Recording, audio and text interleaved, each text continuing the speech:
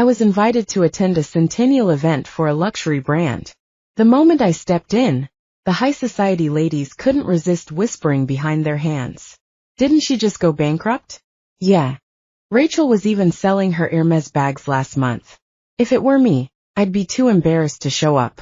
The same women who used to fawn over me now sneered and turned their heads in disdain. I ignored them entirely, heading straight for the high jewelry display. Today, the brand was showcasing a rare piece, the prized rose tiara from an ancient Italian noble family. Each rose detachable as a brooch, the sapphires studding the petals were breathtaking, but still elegant. I was transfixed, an intense desire to make it mine building with every second. So absorbed was I that I nearly missed Chris's call. When I picked up, my eyes were still on the tiara, my mind elsewhere. What are you doing? The rose tiara is beautiful. Rachel, where are you right now? Heaven, I murmured, stepping closer, examining each petal with wide eyes. There was a pause on the other end.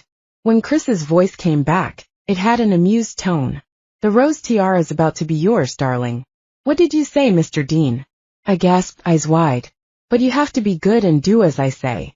I'll be good, I promise, I said, nodding eagerly. Wear what I sent you tonight. All right. And don't forget those 3 times you owe me. I'll make it up, I swear. When? I looked at the tiara behind the glass, biting my lip. Tonight. Perfect. His laugh echoed over the line. I'll pick you up in an hour. Chris's Bentley was parked outside. His assistant came in personally to escort me. The rose tiara now on my head. The same ladies who'd shunned me were left in shock. One even tried to approach me, fishing for a little connection. I gave a derisive snort, turned and walked off, letting her stand there awkwardly. In the end, Chris was the ultimate playboy, swapping girlfriends every 3 days. Who knows how long it'll be before he's had enough of me. For now, I might as well enjoy the ride and make the most of it. I hopped into the car, throwing myself right into Chris's arms. As a kid, I used to sweet-talk my dad into spoiling me with jewelry and bags. Now I could work the same charm on Chris. No problem. The divider rose in the back seat of the Bentley. Chris's slender fingers brushed my calf, touching the sheer material of my stockings. The tired look in his eyes disappeared, replaced by a gleam of desire. Rachel, you came out dressed like this? He held my calf, gently kneading it. I was wearing a black velvet slip dress, stockings and heels. An outfit that could seem daring if not done right, but raised in wealth. I could carry it with ease. Looking up at him, I asked, don't you like it? Beautiful, but only for home. And only for my eyes. So you can tear it off yourself, huh? In a playful mood. I didn't mind his particular taste today, and even teased him a bit. Naturally, I got what was coming. Chris tore my stockings right there in the car. It was a while before we stopped, and he carried me out. Hair a mess and dress torn. I hid my face in his black suit jacket, too embarrassed to look up. Back at his hilltop villa, in the master bedroom on the 3rd floor, he asked, do you like the tiara? I love it. I clung to it, reluctant to take it off. Then keep it on. Chris squeezed my cheek, his eyes full of playful mischief. And only it. Seeing my wide-eyed shock, Chris's smile deepened. I couldn't help covering my eyes and letting out a squeal. He might be almost 30 with plenty of experience, but he was still a beast. Rachel, he whispered, leaning down to kiss my flushed ear. If you don't behave, I just might take back my money. No, don't. If I couldn't wear designer dresses, carry the latest bags, or flaunt the best jewelry, he might as well kill me, even in my most cash-strapped days. I'd rather skip a meal than skip a new dress. So I complied, wearing nothing but the rose tiara. Tonight, Chris was relentless. When he wanted a 3rd round, I cried out, Chris, you're not young anymore. Can't you take it easy? But he just grabbed my ankle and pulled me back, the tiara nearly tumbling off. My long hair spilled across the dark gray sheets. A mess of curls. I looked like a dessert on display, my skin creamy like cheesecake, with a pop of red like a cherry on top. At last, he savored every bit, completely satisfied. In his arms, I was almost out cold, tear stains still on my cheeks. The next day, I didn't wake up until nearly noon. On the bedside table was a black card and a note. Baby, 50 million just hit your account. Excited? Signed, Chris. Ecstatic. I tried to jump out of bed but collapsed back from the soreness. Clutching the card, I kissed it, rubbing my aching waist and chuckling, "Old man still got it." Fresh out of the shower, I heard my phone buzz. Seeing the number made my heart sink. "Miss Rachel, it's me. Any progress?" I clutched the phone, pulling at my wet hair in annoyance. Mr. Dean is always careful. He never misses taking precautions. "Miss Rachel," she reminded me, "our family matriarch has made it clear. You have just 1 year. If you can't conceive within a year, there'll be no hope afterward." Chris was from one of LA's wealthiest families with billions to his name. Years ago, when his first love married someone else abroad, he announced he'd never marry or have kids. He was the only heir to the Dean family. Staying single was fine, but leaving no descendants was out of the question. His flings were infamous, and girlfriends came and went, none lasting. Because I looked about 30% like his first love, I was the one who'd lasted the longest. But no one knew how soon he'd tire of me. "I understand. I'll think of something," I said. "Miss Rachel, we're hoping for good news soon. Chris has plenty of money, and what I lack most right now is exactly that." He easily kept me wrapped around his finger with jewelry and designer clothes, making me act as docile as a kitten in his presence. But he probably never thought even a kitten might someday dare to make her own moves. The torn condoms lay scattered on the floor. Chris slowly rose, casually pulling on his shirt. Curled up in the corner of the bed, hugging my knees, I was trembling with fear. Chris's face was expressionless. He hadn't shown any hint of anger from start to finish. But the calmer he was, the more terrified I became. He picked up his tie and instead of putting it on, leaned over and wrapped it around my wrists. "Mr. Dean." Tears fell from my eyes as I stammered, my voice shaking. But Chris's gaze held only calm, cool indifference. Loop by loop, he bound my wrists with his tie, then gently touched my face. "Haven't I been good to you, sweetheart?" I nodded through my tears. "Mr. Dean, you've been very good to me. And all the money I've given you, hasn't it been enough?" I shook my head. "It's more than enough." Chris gave a slow smile. He brushed back the hair from my face, and even pulled the blanket up to cover me. "Mr. Dean." I didn't know what he was planning, and my tears wouldn't stop. What was I thinking, trying to deceive him like this? Would he just throw me out? I cried even harder. Chris stood looking down at me, his gaze distant and cold. "Tonight, stay here and think about what you really want. Tomorrow morning I want an answer, Mr. Dean." But he didn't look back, leaving the room without another word. The next morning Chris didn't appear. I asked the maid to help untie the knot around my wrists, and was about to take a bath when I got a call. Chris's first love had returned, recently divorced. She landed in LA at 3 a.m. and Chris went to pick her up himself. I knew then that whatever Chris and I had was truly over. But that's fine. Since I was young, my mother always told me, if I couldn't have all the love in the world, I had to make sure I had all the money I could. Thanks to Chris's lavish generosity, my bank account balance was now pretty impressive, and his family's elders had promised that even if I didn't get pregnant, I'd still receive a $2 million check. Sitting on the sofa, I did the math carefully. If I didn't buy horses and luxury jewelry, this money would easily last me a lifetime. And so, even in defeat as a Johnson, I'd still protect my pride. I wasn't being dumped by Chris. I was leaving him of my own free will. But as I opened the suitcase to start packing, tears suddenly spilled over. They fell onto the clothes and shoes, and I finally couldn't hold back, collapsing onto the bed, sobbing out loud. "Chris, you heartless bastard. All I ever wanted was your money, not you. I will never ever care for you again." When I'd finally cried it all out, I asked the maid to come up and help me carry the luggage down. 6 enormous suitcases were lined up in the living room.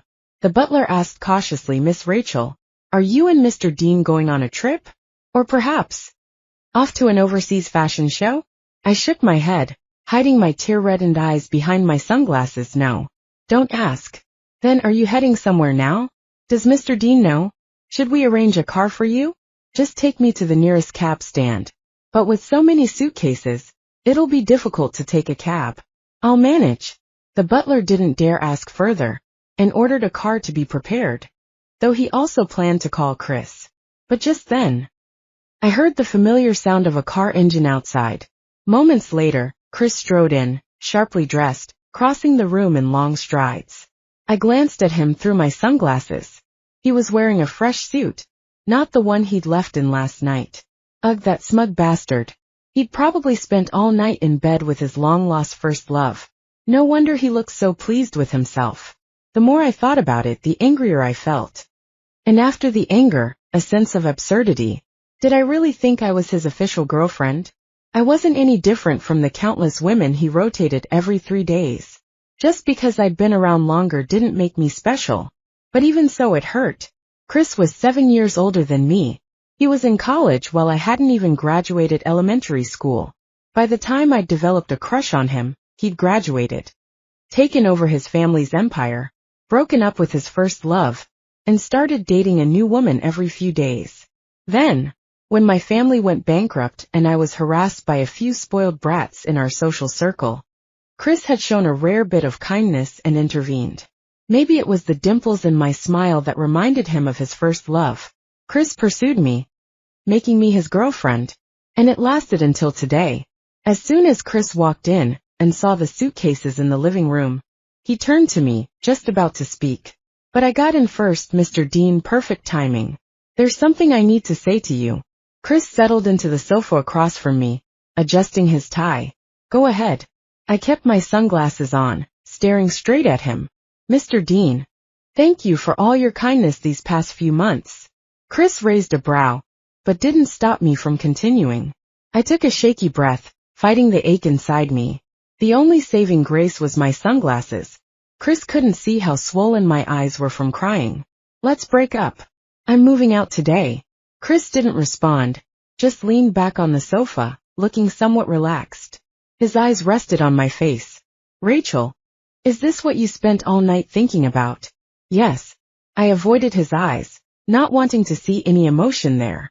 I didn't want to see him looking at me with love for someone else. Better to leave now, before I got hurt beyond repair. He pressed his fingertips to his forehead, and when he spoke again, his voice was hoarse and tired. Are you certain? I'm certain. Breaking up with me. Do you think you'll still be able to buy all the Hermes and jewelry you want? Fashion week in Milan and Paris, front row seats, exclusive designer gowns. You'll lose all of it. Next month, I was going to throw you a yacht party and fireworks display in Victoria Harbor for your birthday. Each of his words made my heart waver. Chris knew exactly where to strike. Every word was a temptation, drawing me back into this life of luxury and indulgence. I knew he was lavish. If I stayed, I'd be set for life. But I wanted more. No. I dropped my gaze, squeezing my hands tightly. I don't want any of it, Mr. Dean. I want to end things. Chris said nothing more, but took a step toward me. When I reflexively stepped back, he paused. Rachel. I made a small sound, but still wouldn't look up. I didn't want to hear anything else. Didn't want to stay entangled. I knew myself too well. Facing him would only unravel my resolve completely. If we're ending things, let's settle accounts. His voice was ice cold, and I looked up in shock. Chris had never been the calculating type. He'd always been generous with past girlfriends, never keeping tabs, and especially never demanding settlements after breakups. But if he wanted to settle things, I had no grounds to argue. After all, everything I had since being with him came from him. All right, Mr. Dean, how would you like to settle it? I took a deep breath, my voice trembling a little at the end.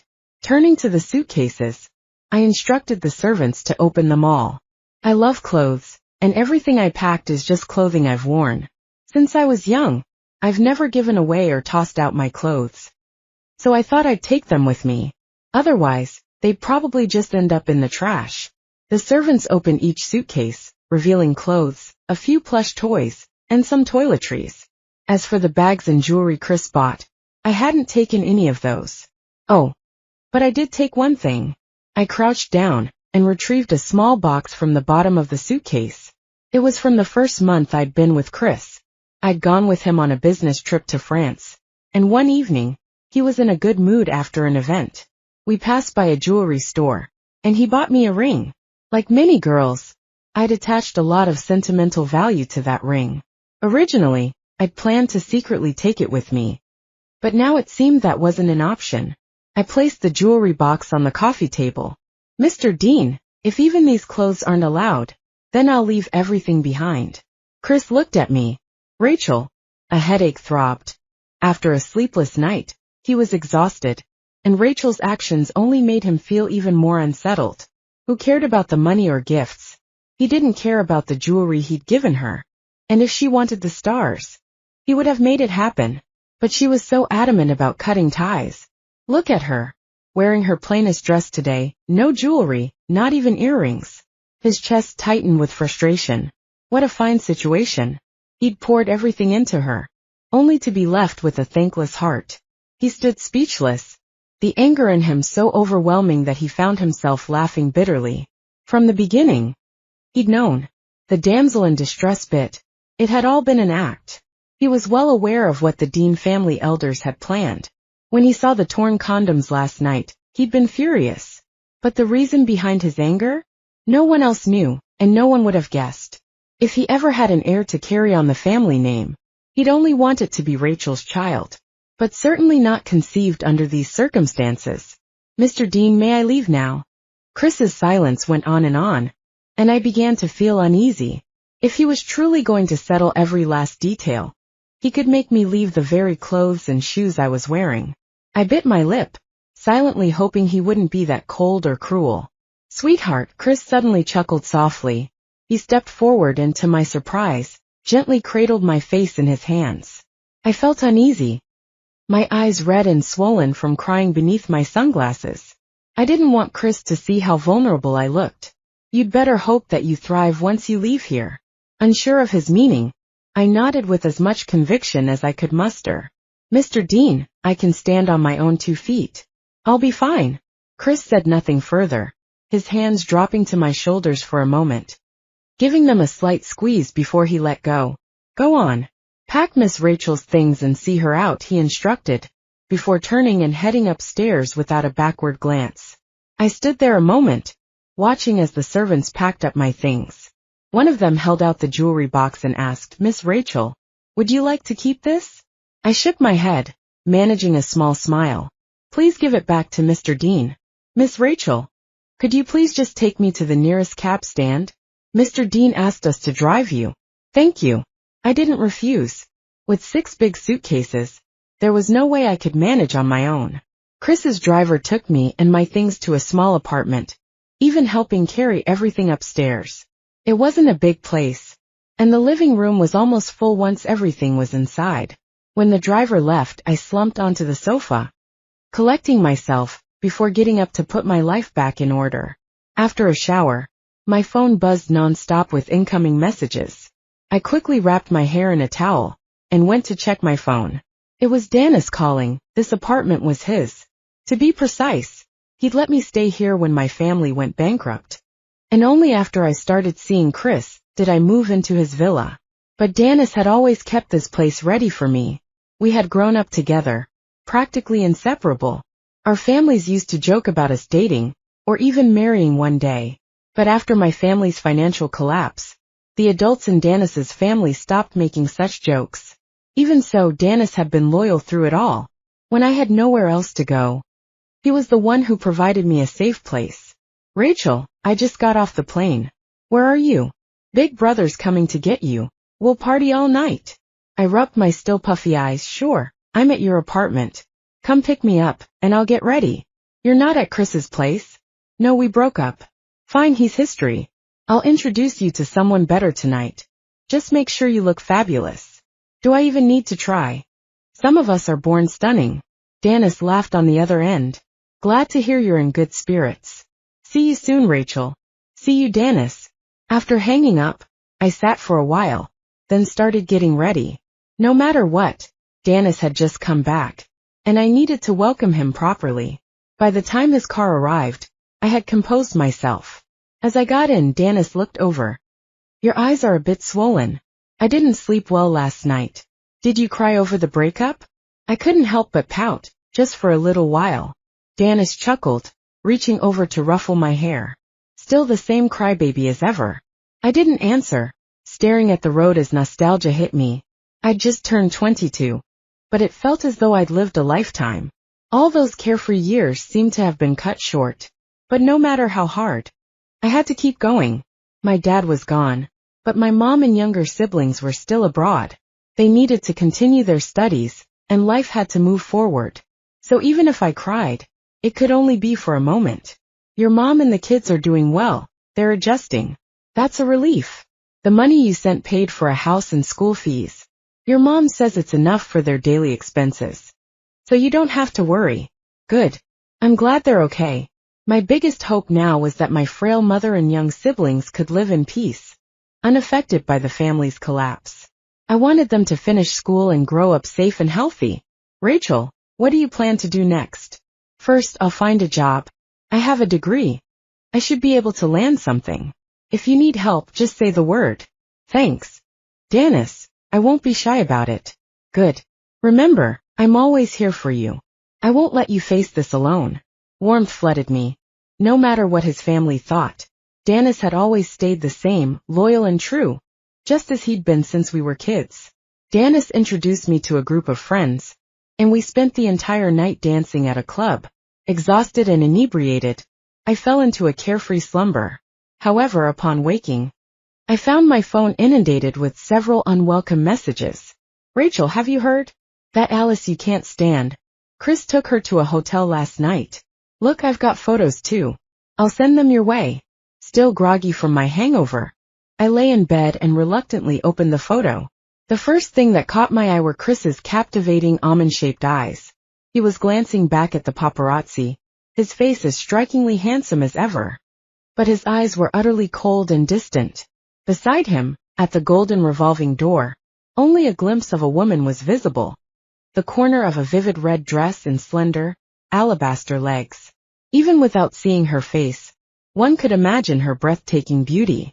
I stared at the image for a moment, before putting my phone face down on my chest. Messages continued to flood in, and I wanted to ignore them all. Yet when I saw Chris's name, I couldn't resist opening it.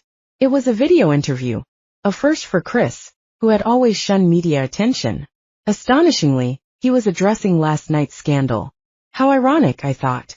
Over the years, he'd been linked with countless women in the press. Chris had never bothered to respond before. But now, just as his sweetheart had returned, and he'd been caught up in another scandal, he was quick to refute it publicly. It was clear how much he cared for this woman. An indescribable ache began to spread from the depths of my heart, gradually permeating my entire being. I felt completely drained, as if even my tear ducts had lost control. I despised myself for this reaction. Hadn't I told myself I only wanted his money? Yet here I was, yearning to be cherished in the same way. There's one more thing I'd like to address, Chris said, his usually playful eyes now filled with rare seriousness and sincerity. The public has always been keenly interested in my private life, and I'm aware of the various false reports circulating in the media. Typically, I don't bother with these baseless rumors, but they've now begun to seriously impact my personal relationships. So, I want to make it clear. I have only one official girlfriend. Any other stories are just that, stories, and shouldn't be given credence. As Chris's gaze fixed firmly on the camera, I found myself unable to meet his eyes, even through the screen. Mr. Dean, a reporter asked, the person you picked up at the airport the other night, was that your only official girlfriend? Suddenly, I couldn't bear to hear his answer. With trembling hands, I hurriedly turned off the video. After the interview, Chris got into his car. Alice, noticing him enter, turned around from the front seat with a sweet smile. Chris, why didn't you clarify things for the media? She asked. Chris looked up at her. Clarify what? That I'm not the only woman you've officially dated. That it's actually Rachel. That pampered princess who's never lifted a finger. Whose first birthday gift from you was an Hermes handbag. Who truly holds your heart. Chris let out a self-deprecating laugh, as if recalling something. There's no need, he said. In his mind he thought, that woman wouldn't care anyway. Someone like her can never be truly won over. She'll always flock to whoever buys her the latest designer bags, or fills her closet with beautiful clothes. She'll gaze at them with sparkling eyes, showering them with sweet nothings until they're dizzy with affection. ready to give her their very hearts. And then, without a backward glance, she'll gather her skirts and walk away, leaving them behind without a second thought. How can you say no need? Alice asked, her smile a mix of mischief and seduction. You've refuted all the previous rumors, so why leave this one unclarified? Could it be that you failed to win her over? And you're deliberately leaving me here to spite her? Chris's expression turned cold. Where's Todd? Hasn't he arrived yet? He wouldn't dare be late. Alice's eyes flashed with anger. If Todd even thinks about being unfaithful, I'll make sure he never sees me again. Chris's amusement deepened.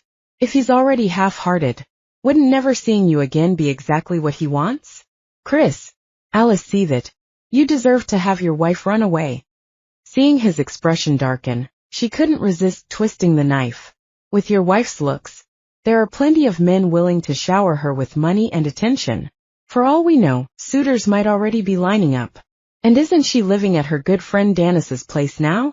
Who knows, he might already have the upper hand. The luxurious Bentley screeched to a halt. Get out, Chris commanded, his face thunderous.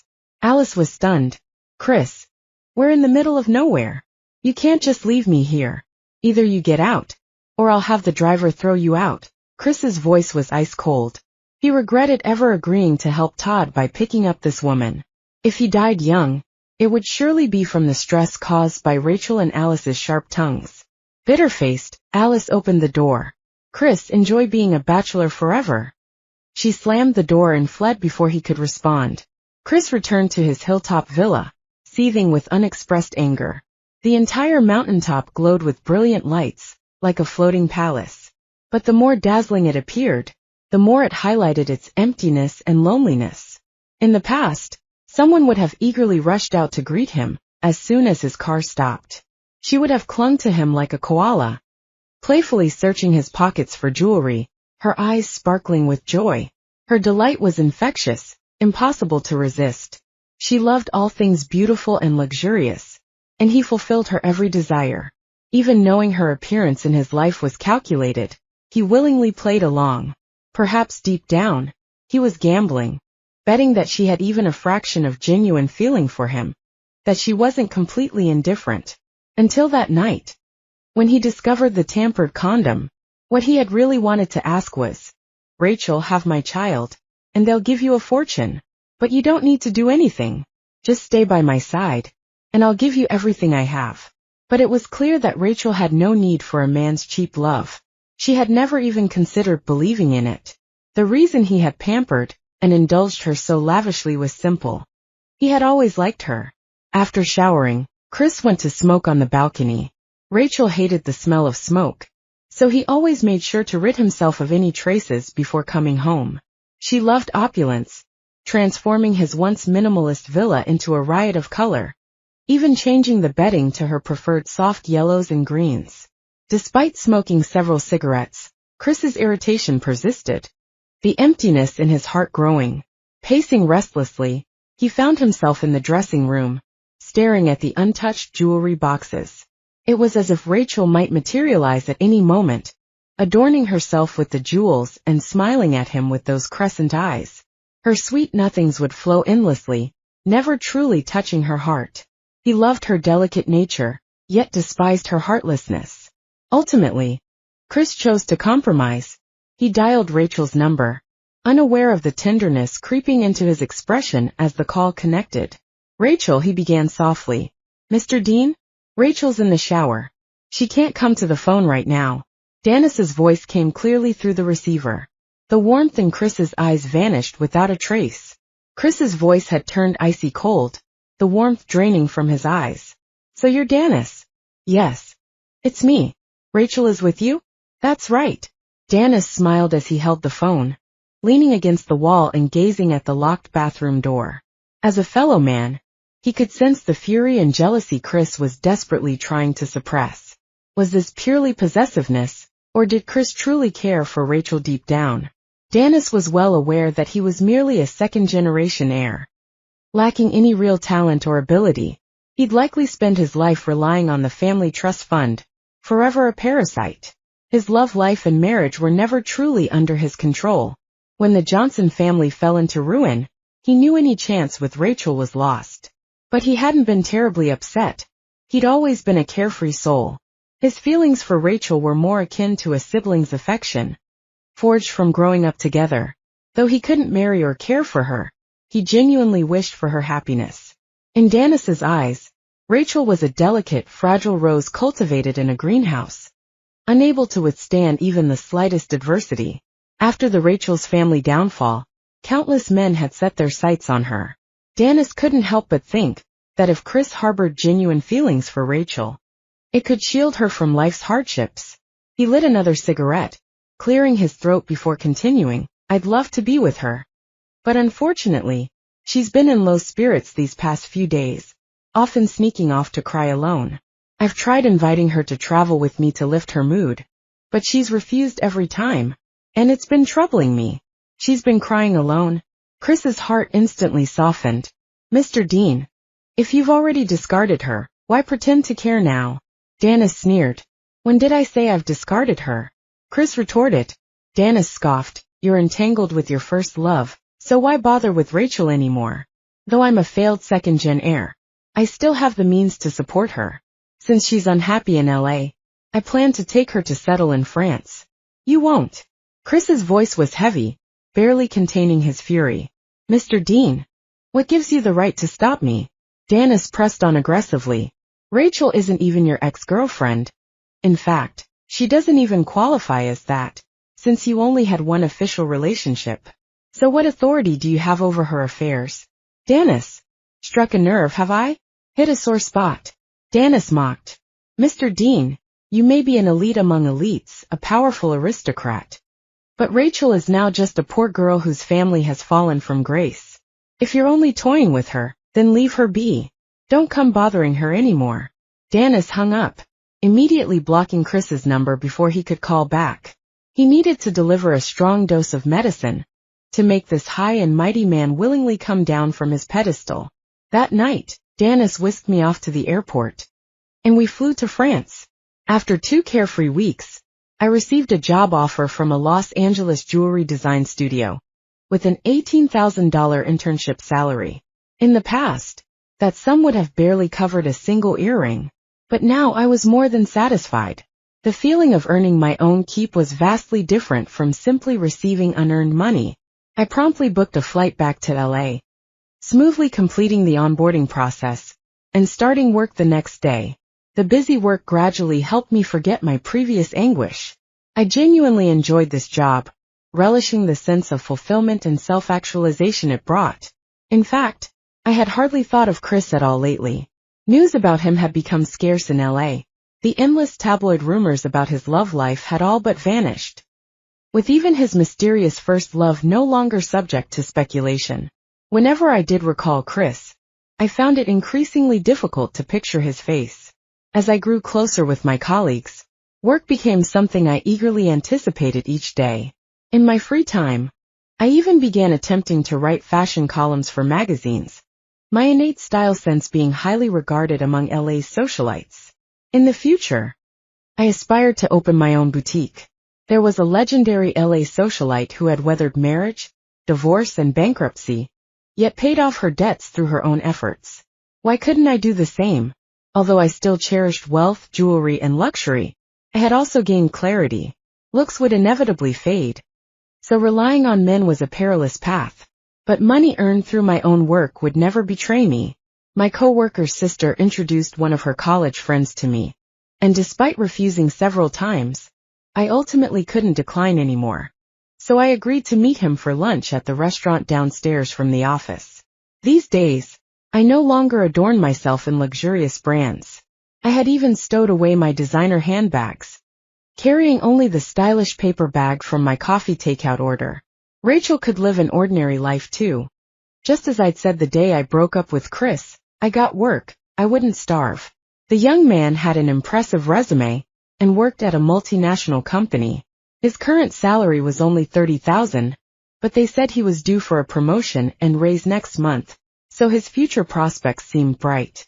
He was clearly quite smitten with me, and I didn't dislike him either. He was a charming, witty gentleman, easily making me burst into laughter. And on my third bout of uncontrollable mirth, Chris suddenly appeared, pulling out the chair next to me and sitting down. The man across from me was understandably surprised, but maintained his politeness. "Excuse me, sir, do we know each other?" Chris didn't look at me, just casually leaning back. "Rachel is delicate and high maintenance, spending money like water. She only drinks Perrier, loves beluga caviar, Alba white truffles, burrata cheese. A single meal can cost tens of thousands.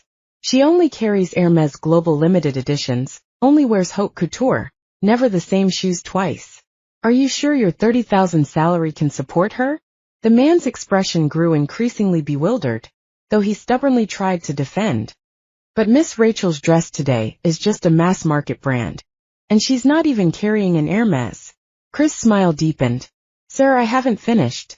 I desperately wanted to grab Chris and shove him out. But the moment my fingers touched his sleeve, he simply grasped my hand, locking it on his knee. "Not only is she high maintenance and picky, she also turns on people at the slightest provocation." "Chris." I was so mortified and infuriated I nearly leapt up. But he tightened his hold, even caressing my fingertips suggestively. "Oh yes, and she's very restless in her sleep, often sleepwalking.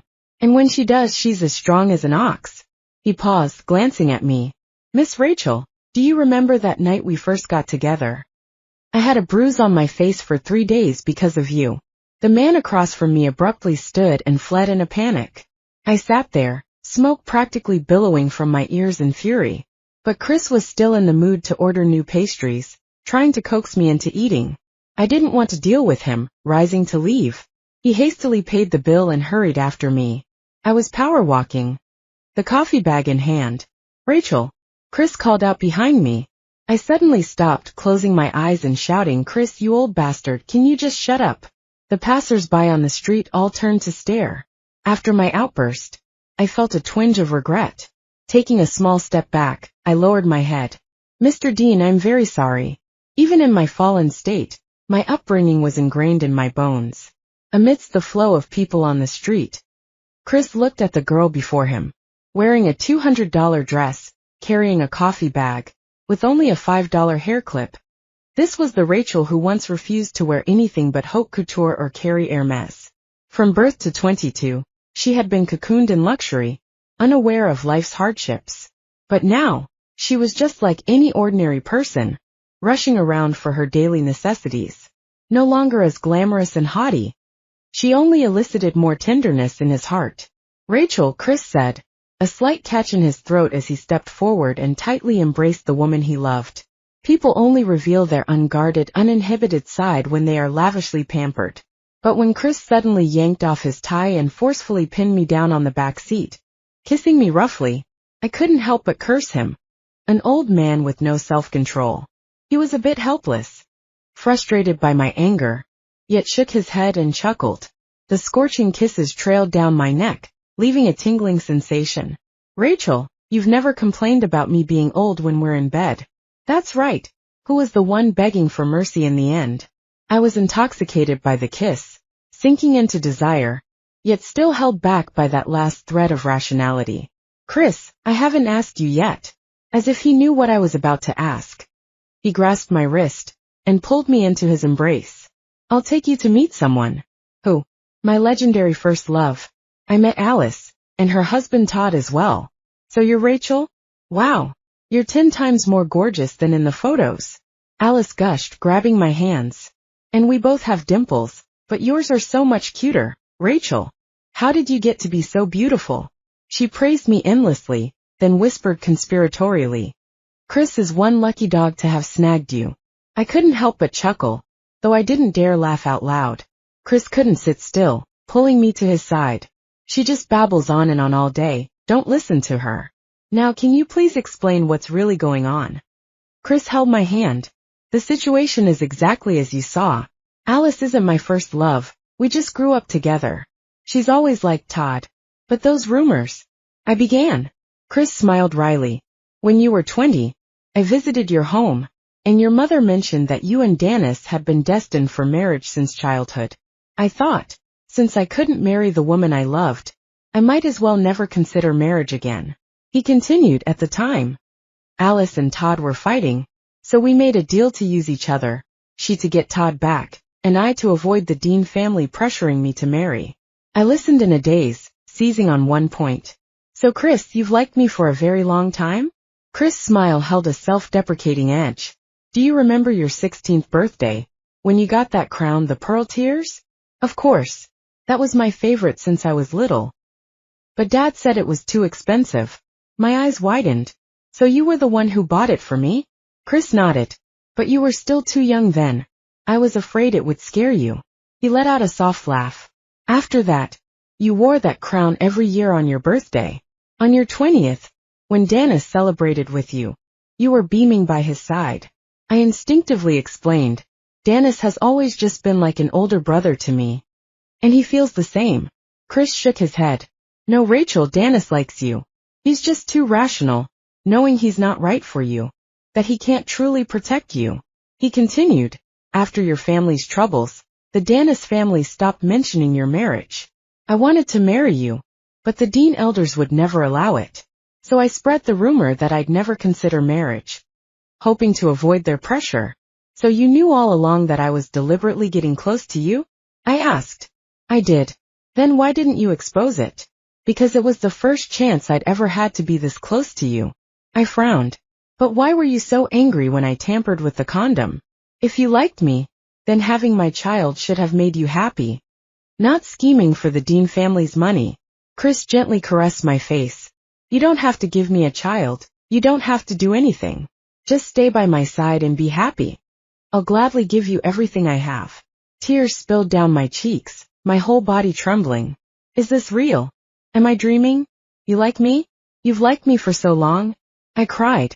If you'd told me the crown was from you on my 16th birthday, I would have been overjoyed. Rachel. Chris was both surprised and delighted. Then you truly saw Dennis as a brother. And I've been the one you've liked all along? I threw myself into his embrace. Chris, how do I prove this isn't a dream? His voice held a nervous edge. Let's get married. Right now. Now. Yes, right now. He pulled me up. Wait, what? Alice exclaimed as we started to leave. We're getting married, Chris replied. His peach blossom eyes sparkling with joy. This was the dream of his lifetime. And now it was firmly in his grasp. In the countless wonderful nights to come, she would be by his side like the moonlight on his pillow, accompanying him until the end. The end of story.